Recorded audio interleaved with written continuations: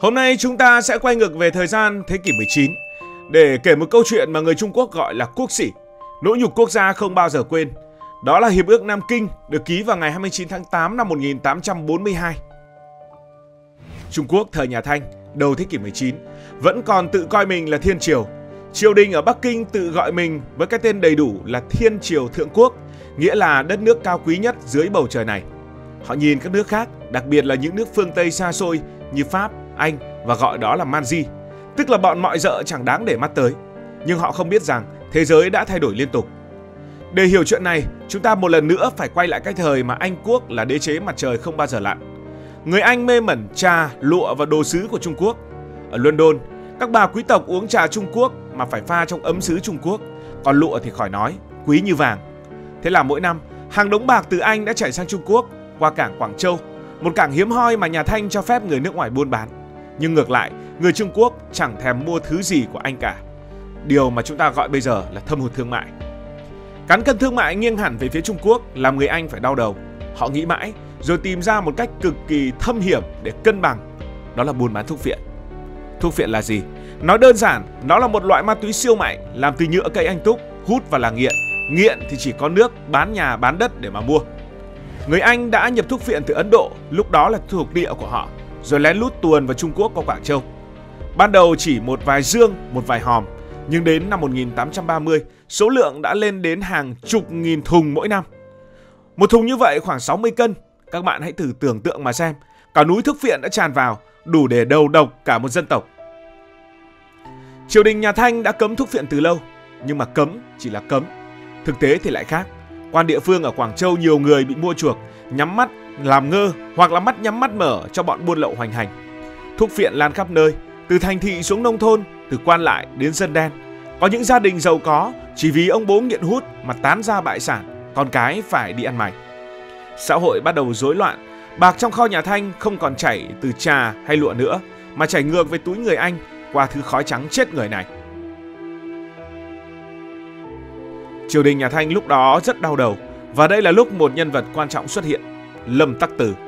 Lâm Tắc Từ không phải là một người xoàng, mà là một trong những người được ghi dấu ấn trong lịch sử của Trung Quốc. Ông nổi tiếng là một người liêm chính, học rộng và có lòng yêu nước.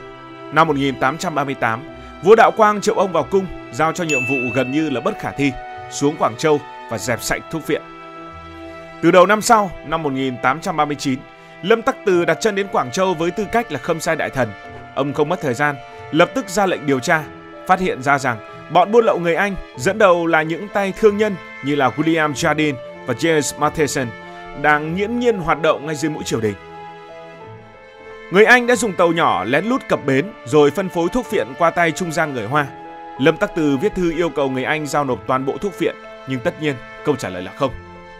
Không nản, Lâm Tắc Từ còn cứng tay hơn.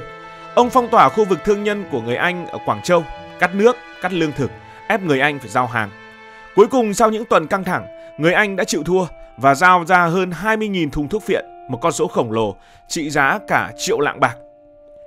Tháng 6 năm 1839, Lâm Tắc Từ tổ chức một sự kiện lịch sử ở bãi biển Hồ Môn.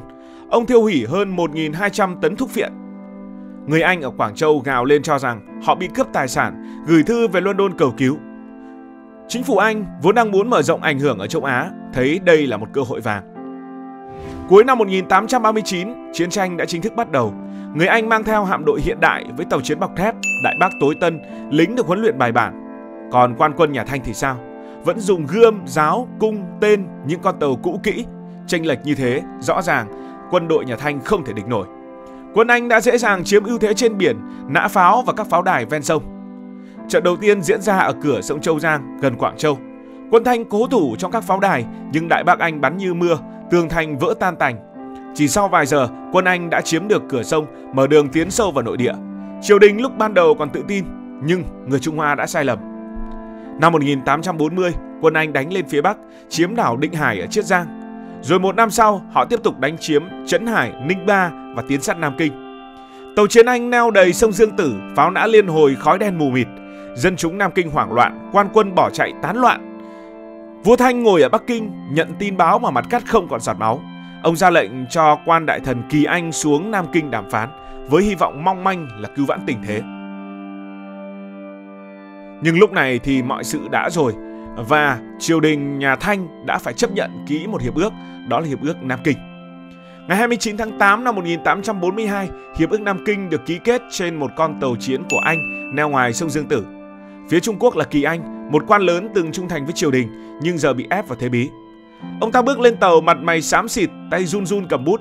Còn phía Anh là Henry Portinger, viên toàn quyền kiêu ngạo, đứng đó cười nhếch mép như vừa thắng được cả thế giới. Nội dung của Hiệp ước Nam Kinh như sau. Một là cắt đất Hồng Kông. Anh quốc đòi Trung Quốc nhượng Hồng Kông vĩnh viễn. Hồng Kông lúc ấy chỉ là một đảo nhỏ, dân chưa đến 10.000 người, chủ yếu là ngư dân. Nhưng nó có cảng nước sâu, có vị trí chiến lược, là cửa ngõ vào phía Nam Trung Quốc. Từ đây, Anh biến nó trở thành cứ điểm quân sự và thương mại, một viên ngọc trên vương miện của đế quốc. Rồi sau này, Hồng Kông đã trở về với Trung Quốc. Yêu cầu thứ hai đó là phải mở cảng, cụ thể là 5 cảng.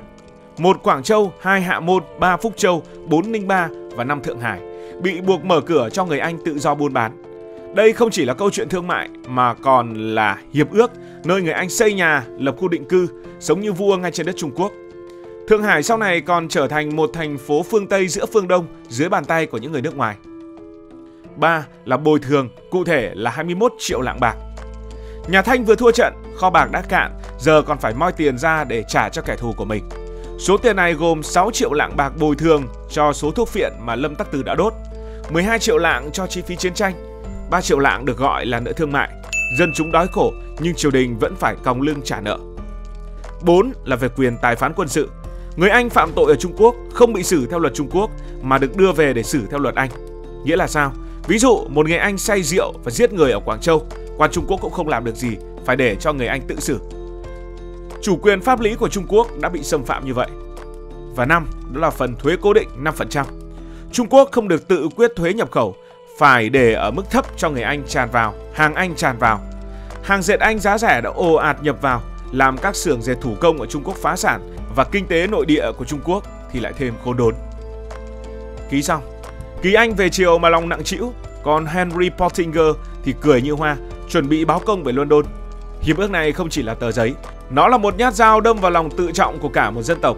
Nhà Thanh từng tự xưng là thiên triều, giờ bị man di ép ký giấy nhượng bộ, còn gì nhục nhã hơn. Hiệp ước Nam Kinh không chỉ dừng lại ở đó, nó mở ra một chuỗi domino kinh khủng. Sau khi Anh thắng lớn, những nước khác như là Pháp, Mỹ, Nga thấy vậy cũng nhảy vào đòi quyền lợi và bắt nạt Trung Quốc. Chỉ trong vài năm, hàng loạt hiệp ước bất bình đẳng khác đã ra đời. Đó là hiệp ước Vọng Hạ vào năm 1844 với Mỹ, hiệp ước Hoàng Phố cùng năm 1844 với Pháp, rồi hiệp ước Ái Hồn vào năm 1858 với Nga. Trung Quốc từ một đế quốc tự tôn bỗng trở thành miếng mồi ngon cho những cường quốc sâu xé. Hồng Kông bây giờ đã trở thành thuộc địa của Anh, còn 5 cảng hiệp ước thì biến thành đất nhượng. Ở Thượng Hải, Anh, Pháp xây khu tô giới, cấm người Trung Quốc vào trừ khi phải làm thuê. Người nước ngoài sống xa hoa, còn dân bản địa bị coi thường ngay trên đất của mình. Kinh tế rối loạn vì hàng tràn vào, xã hội bất ổn vì dân chúng mất lòng tin vào triều đình. Còn Lâm Tắc Từ, người hùng năm nào giờ bị triều đình đổ lỗi, cách chức, đày ra Tân Cương xa xôi. Ông sống cô đơn ở đó, lòng đau đáu không cứu nổi đất nước. Trong lòng dân Trung Quốc, ông vẫn là biểu tượng của lòng yêu nước, dù số phận thì quá nghiệt ngã. Ngày nay, nếu bạn hỏi một người Trung Quốc về hiệp ước Nam Kinh, họ sẽ bảo đó là quốc sỉ không bao giờ quên. Nó là bài học đắt giá về sự yếu kém và cũng là động lực để Trung Quốc vươn lên trở thành cường quốc như bây giờ. Năm 1997, khi Hồng Kông được trao trả, cả nước Trung Quốc reo hò như rửa sạch được một phần của nỗi nhục trăm năm. Nhưng ký ức về thế kỷ nhục nhã vẫn nằm sâu trong tâm trí họ. Từ sách giáo khoa đến phim ảnh, nó nhắc nhở rằng nếu Trung Quốc không mạnh lên, họ sẽ bị đè bẹp.